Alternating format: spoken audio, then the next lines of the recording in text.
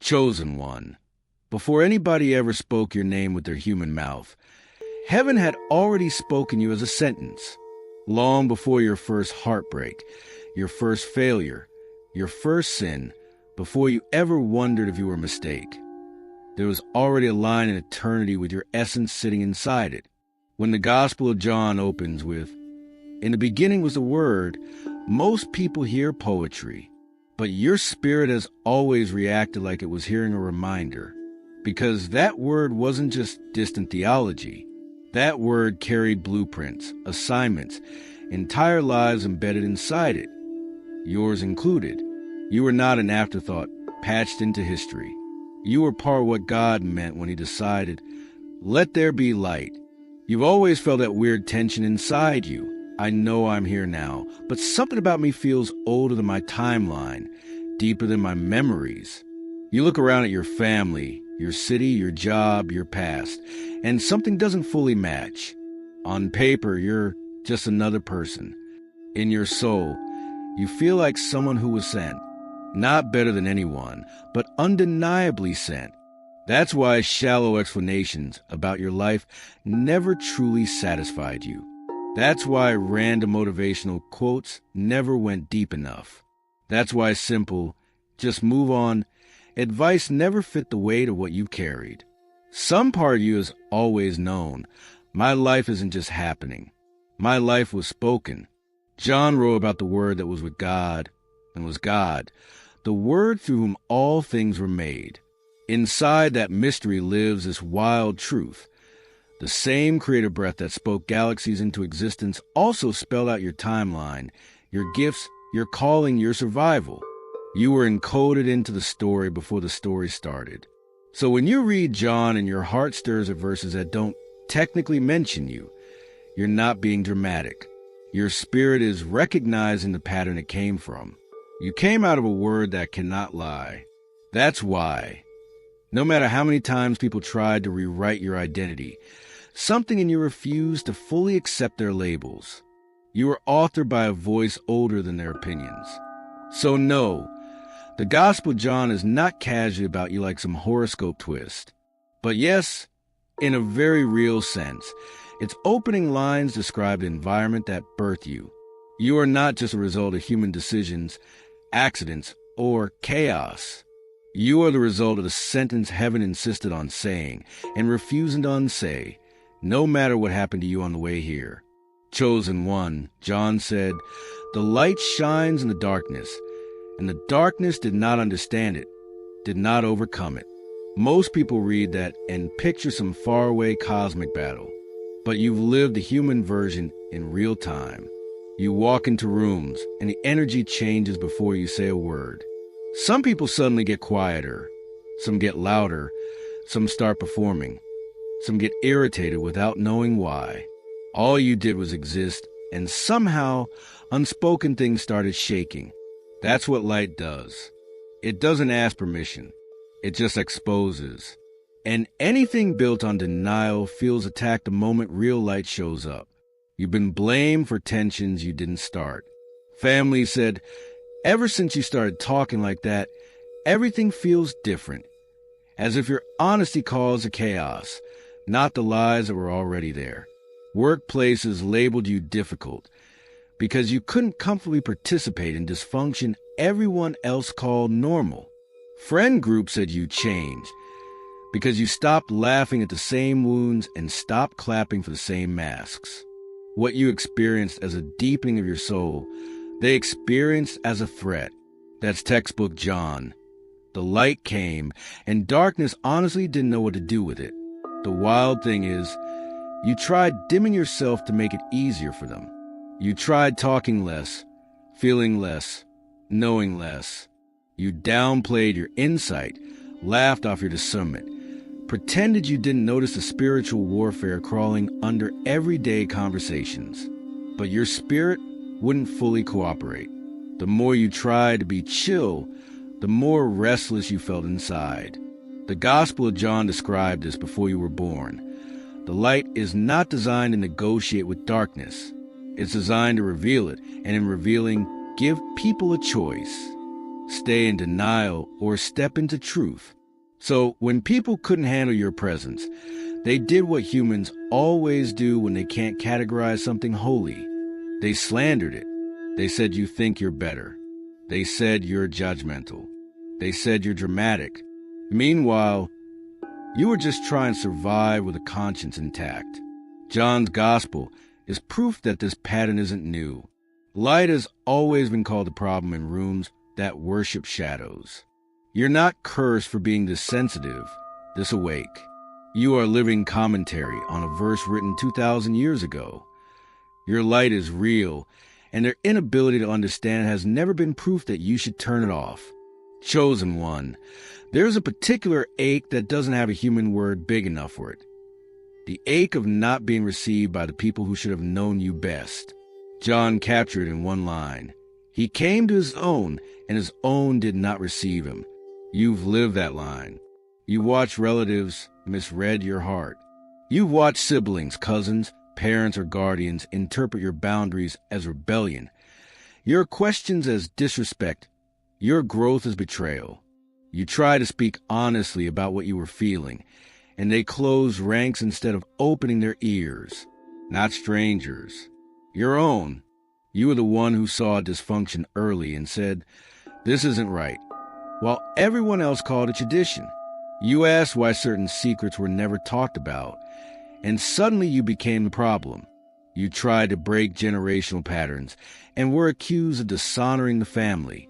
You chose sobriety where they chose numbness, healing where they chose hiding, truth where they chose reputation. And then they called you the unstable one. That's John territory. The environment that should have celebrated the light, and you felt more comfortable crucifying it. This is why you struggle with belonging. Why you can sit in a crowded room of people who share your blood and still feel like a foreigner. Why home has rarely felt like safety and more like a test. You internalize their rejection as proof that something is fundamentally wrong with you. But in the Gospel of John, rejection was never proof of defect. It was proof of misalignment. His own didn't receive him, not because he was false, but because he was too true. Their systems, their coping mechanisms, their identities were built around darkness they weren't ready to confront. Your very existence felt like confrontation. Yet even in that chapter, rejection is not the end of the verse. John immediately adds that to those who did receive, he gave the right to become children of God. Translation: family gets rewritten. Blood is honored, but it is not the only defining bond anymore. You've already experienced that in glimpses.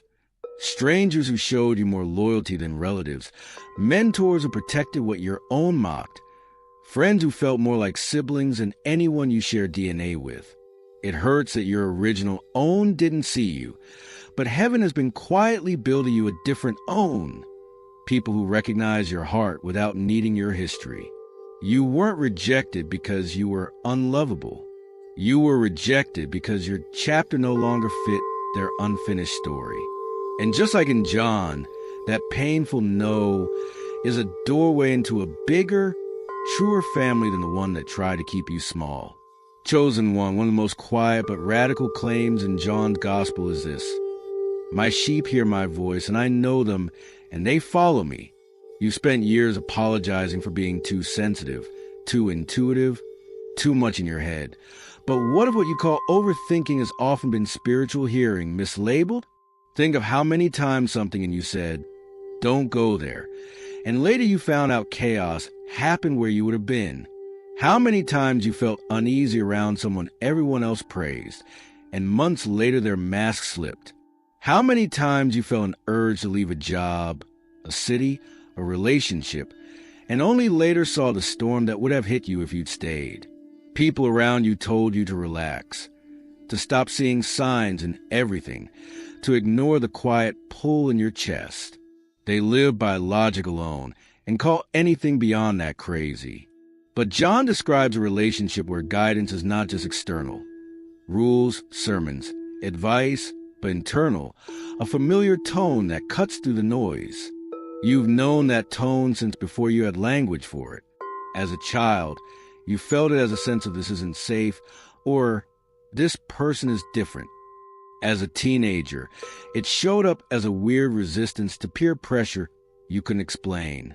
As an adult, it's been the difference between opportunities that looked perfect and the one that felt right. Have you noticed how guilty you've been made to feel for following that voice?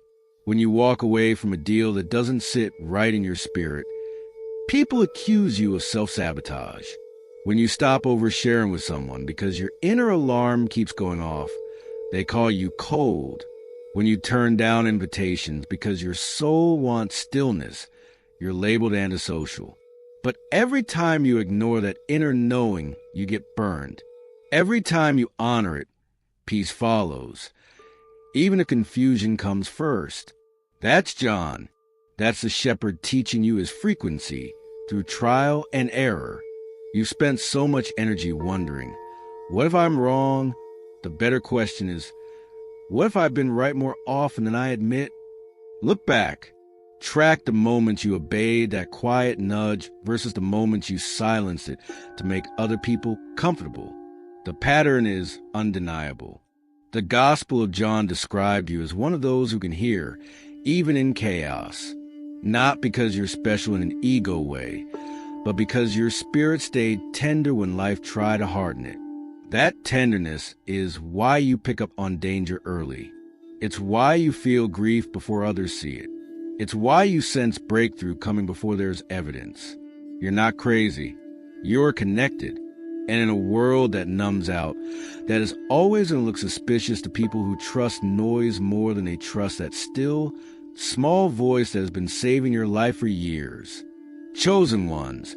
If you want to become a member of the channel and part of the Chosen Secrets family, before continuing with the video, you can join through our channel memberships. Also, if you want to support us, you can send a super thanks. Thank you in advance. God bless you. Chosen one. John tells the story of a woman at a well who kept coming back to the same place, drawing the same water, living the same cycles that never satisfied her. Different men, same emptiness. Different days, same ache. On the outside, people judged her. On the inside, she was just tired. That's been you in so many seasons. You kept going back to familiar wells. Old relationships, old habits, old distractions, old versions of yourself. Hoping that this time they finally fill the hollow inside your chest. And every time, the relief faded faster. You thought that meant you were broken, greedy, too needy. But in the Gospel of John, Jesus doesn't shame her thirst.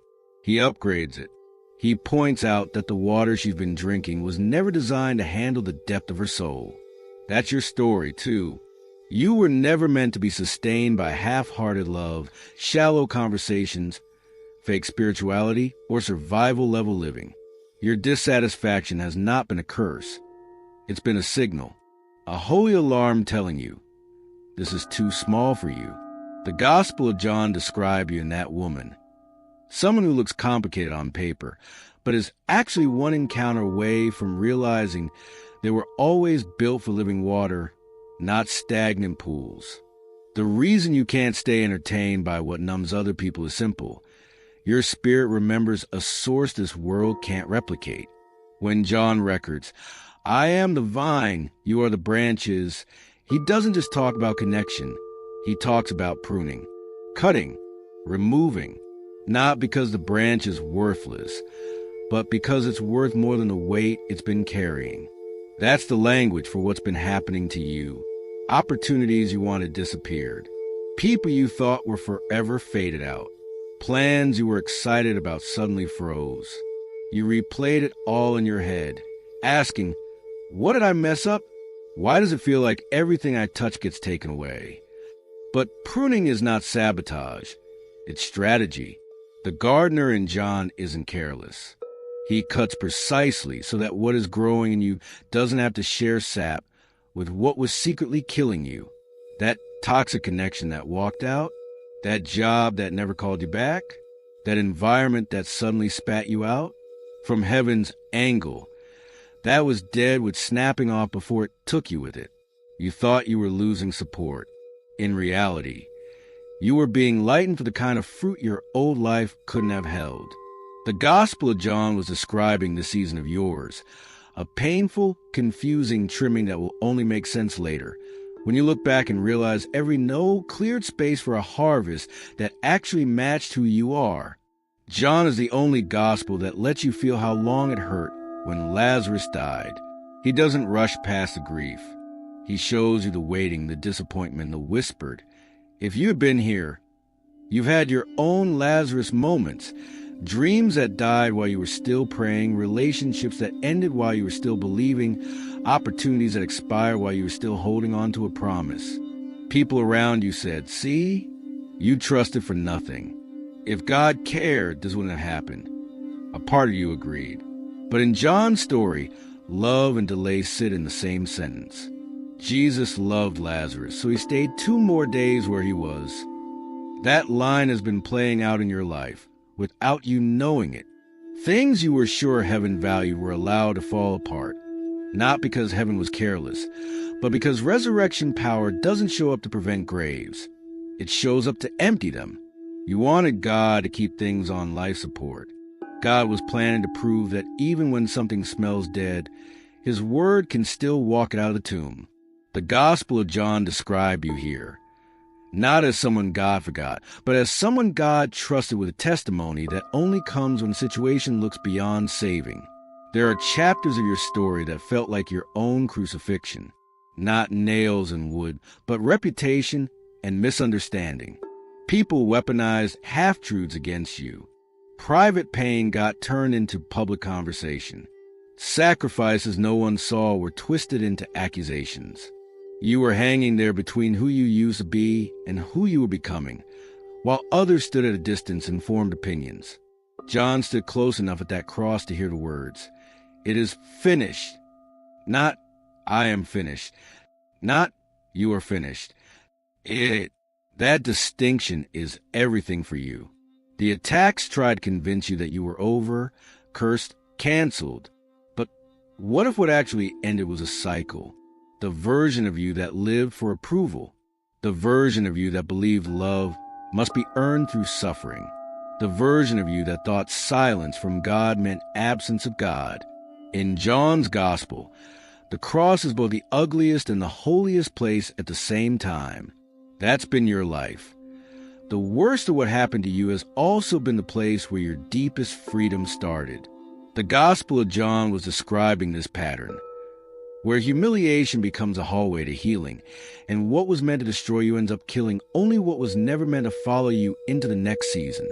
After the resurrection, John writes that even people who loved Jesus didn't recognize him at first. Mary sees him and thinks he's a gardener. The disciples see a figure on the shore and don't realize who it is until he speaks. That's the energy around you right now. You've gone through such a deep inner transformation that the old version of you is truly gone, but the world is still looking for them. They're searching for the you who tolerated disrespect, explained yourself to exhaustion, laughed at your own wounds so everyone else could stay comfortable. That you is dead, but some people still call its name. So when you show up with new boundaries, new peace, new silence where there used to be nervous talking, it throws them off. They say you're acting brand new, being arrogant, switching up. What's really happening is resurrection. Your energy is different because your identity is different. You still have scars, but they don't bleed the same. You still remember the pain, but it doesn't own your decisions anymore. And just like Thomas had to touch the wounds to believe, some people in your life will only accept your growth when they see it sustained over time. You don't have to prove anything. In John, the risen one doesn't chase anyone down to justify himself. He simply appears where he is meant to be, says what needs to be said, and moves on. That's your model now. Live your transformation and let recognition catch up later. John never calls himself the smartest disciple or the most successful. He calls himself the disciple whom Jesus loved. That's his entire identity flex. Not status, not titles. Loved. You've spent years trying to build your identity on everything else: productivity, beauty, money, talent, relationships, other people's approval. And every single one of those foundations shook whenever life did. The Gospel of John was quietly describing the identity shift your soul has always craved, moving from "I am what I do" to "I am loved," period. Think about how many times love has quietly preserved you. The night you almost did something permanent to fix a temporary pain, but didn't. The moment you were about to give yourself away to someone who only saw you as an option, and something stopped you. The seasons where everyone else seemed to be moving on, and yet your heart stayed just soft enough not to turn cruel. That's not random personality. That's evidence that underneath the mess, you've been held. You were never just the extra, the background character, the disposable one. The Gospel of John described a person who finally learns to see themselves the way heaven always has. Not as the most impressive, but as deeply, specifically loved. You are that person in your own story now. In the later chapters, John talked about a helper, a spirit of truth who would come after Jesus left, guiding, reminding, empowering ordinary people to do greater works. That line has hovered over your life every time you felt both unqualified and strangely guided. You've had ideas that seemed too big for your resume. Words come out of your mouth that you didn't plan, but they land exactly where someone's soul needed them. You've avoided disasters you couldn't logically explain avoiding. You created, written, served, comforted, built things that felt way beyond what your background should have allowed. You called it luck, instinct, gut feeling, or I don't know, it just happened. But John would call it something else. Evidence that you're not moving alone. The Gospel of John described a generation of people who would carry presence into places no synagogue, no pulpit, no religious structure could reach. That's you in your world, at your job, in your family, online, in private conversations at 2 a.m. Your life has become a moving space where clarity, conviction, comfort, and calling keep showing up through you. You are not just a survivor of your story. You are becoming a vessel through which other people start surviving theirs. So here's the wild truth, chosen one. When you look at the Gospel of John now, it's not just an old book talking about distant people in ancient clothes. It's a mirror reflecting patterns you've been living without language. A word spoken before you were born, describing a kind of soul that will be misunderstood by their own, rejected by some, drawn to deep water, pruned, delayed, seemingly buried, only to rise with scars and authority that doesn't match their resume. A soul that hears a voice others ignore. A soul that carries light into rooms that prefer shadows. A soul that is loved first and useful second. That's you. You don't have to twist the text to make it about you in a shallow way. It already described your architecture. Light in conflict with darkness. Truth confronting lies. Love refusing to let rejection have the last word. Your life is becoming its own gospel. Not in the sense of replacing scripture, but in the sense of continuing the same storyline in modern form. Wherever you go from here, remember this. You are not random. You are not an accident. You are not too much. You are a living paragraph from a book that has been whispering your shape for centuries. The Gospel of John described you long before anybody else misnamed you. Now it's your turn to walk like you finally believe that. Just a quick reminder, chosen ones. If you want to become a member of the channel and part of the Chosen Secrets family, before continuing with the video, you can join through our channel memberships. Also, if you want to support us, you can send super thanks. Thank you in advance. God bless you. Galatians 6 verse 2. Carry each other's burdens, and in this way you will fulfill the law of Christ.